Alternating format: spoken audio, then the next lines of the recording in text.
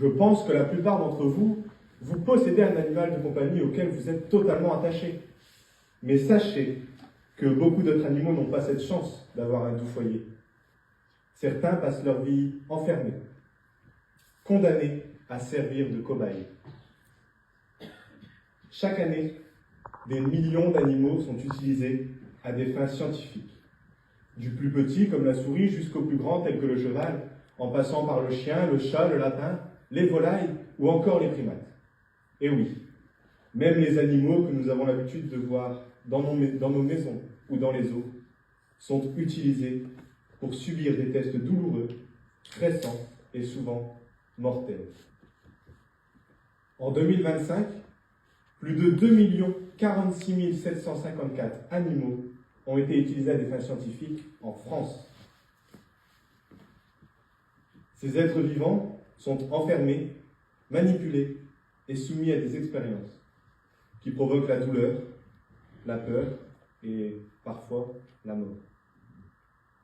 Ils ne sont pas de simples outils scientifiques. Ils ressentent la souffrance et la détresse, enfin tout comme nous. Si vous avez un animal, vous savez à quel point son comportement change lorsqu'il a peur. Alors, vous cherchez à le rassurer. Eux, ces animaux de laboratoire, n'ont pas cette chance d'avoir un doux foyer. Ils restent dans la peur permanente. Ils n'ont pas la tendresse d'un câlin.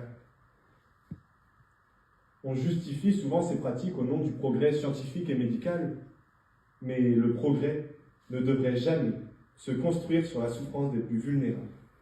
D'ailleurs, de nombreuses études montrent que les résultats obtenus, une fois appliqués aux humains, ne sont pas toujours fiables. Nos organismes sont différents et nos physiologies aussi. Pourtant, aujourd'hui, il existe des alternatives prometteuses. Culture de cellules humaines, organes sur puce, modélisation informatique ou encore tests in vitro. Ces méthodes permettent une recherche plus éthique, plus précise et souvent plus rapide. Investir dans ces nouvelles approches, c'est faire le choix d'une science responsable et tournée vers l'avenir.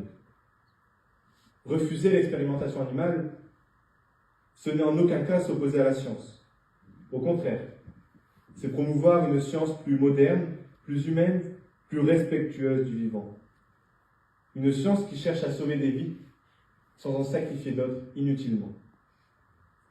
De nombreuses associations comme la SPA, L214, One Voice, la Fondation Brigitte Bardot ou encore Beagle de Burgundy défendent cette cause. Des personnalités engagées telles que Greg Guillotin, Jérém Starr ou encore Brigitte Bardot, qui nous a quittés le 28 décembre dernier, ont également consacré une partie de leur vie à la protection animale. Avant de conclure, je voudrais tout de même souligner qu'une loi a récemment été votée pour interdire les tests sur les animaux dans la fabrication de détergents.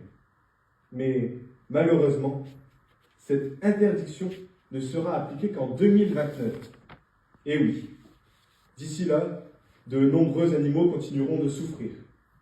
Alors s'il vous plaît, n'oubliez jamais, les animaux sont des êtres sensibles, capables d'émotions et de peur.